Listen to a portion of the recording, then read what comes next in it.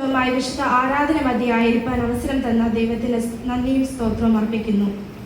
ഇതിന് അവസരം തന്ന ബഹുമാനപ്പെട്ട അച്ഛനോടും Sunday school head teacher Mercy ആൻറ്റിയോടും എല്ലാ ടീച്ചേഴ്സിനോടും എൻ്റെ നന്ദി അറിയിക്കുന്നു.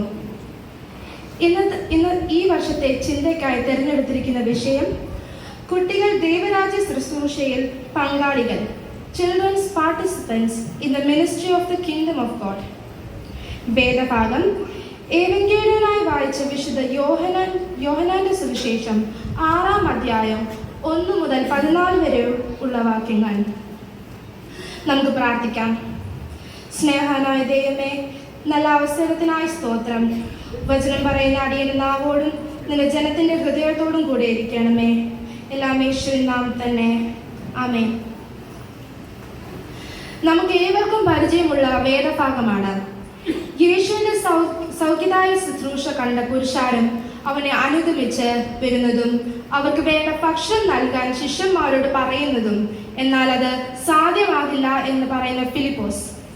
ഇത് മനസ്സിലാക്കിയ അന്ത്രയോസ് ഇവിടെ ഒരു ബാലന്റെ കൈവശം 5 അപ്പവും 2 മീനും ഉണ്ടെന്ന് പറഞ്ഞ് ആ ബാലകനെ യേശുവിന്റെ അരികിൽ എത്തിക്കുന്നതും യേശു ആ അപ്പവും മീനും എടുത്ത് വാഴ്ത്തി അവിടെ ഉണ്ടായിരിക്കുന്നവർക്ക് പങ്കിട്ടു കൊടുത്തു. ഏകദേശം 5000 പുരുഷാരന്മാർ അത് ഭക്ഷിച്ചു. ബാക്കി 12 കൂട്ടം നിറച്ചെടുത്തു. ഇതാണ് യേശു ചെയ്ത അത്ഭുത പ്രവൃത്തി. ഈ ഭാഗത്ത് നിന്ന് 2 ചോദ്യങ്ങൾ നിങ്ങളുടെ മുന്നിലേക്ക് വയ്ക്കാൻ ഞാൻ ആഗ്രഹിക്കുന്നു. അതിന് ഉത്തരം കണ്ടെത്താൻ ഇന്നത്തെ ധ്യാനത്തിലൂടെ ഇടയാകട്ടെ എന്ന് പ്രാർത്ഥിക്കുന്നു. ഒന്നാമതായി, പ്രതിസന്ധികളോടുള്ള നമ്മുടെ മനോഭാവം എപ്രകാരം? ഇന്നത്തെ ലോകവും മനുഷ്യ ജീവിതവും ധാരാളം പ്രതിസന്ധികൾ നിറഞ്ഞതാണ്.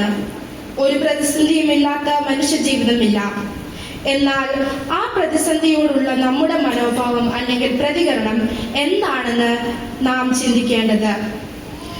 ഇവിടെ ഈ വേദഭാഗത്തും ഒരു പ്രതിസന്ധി നാം കാണുന്നു.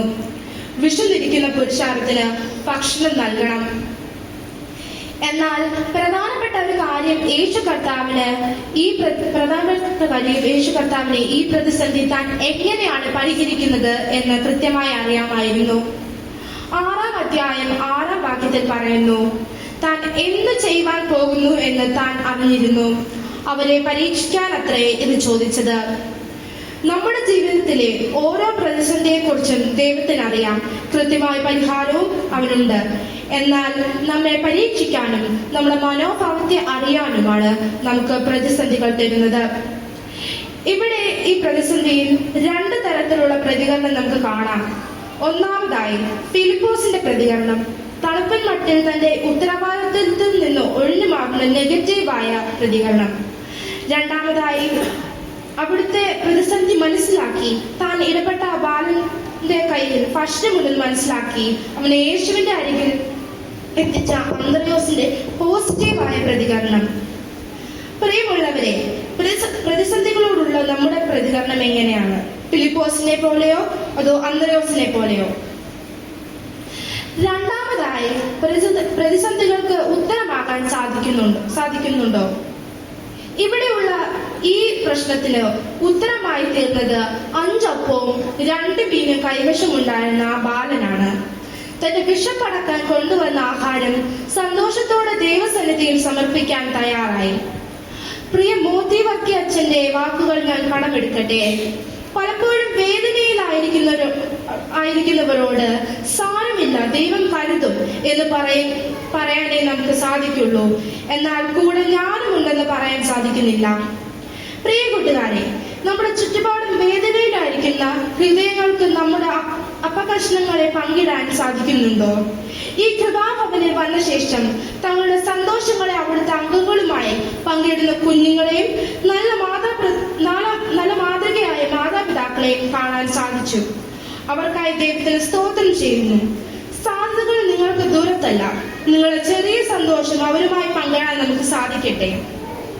നമ്മുടെ ഫ്രണ്ട്സിന്റെ ചുറ്റുപാടുകളുടെ വേദനയിൽ, പ്രതിസന്ധികളിൽ നമ്മളാൽ കഴിയുമ്പോഴും ഉത്തരമാകാൻ സാധിക്കണം.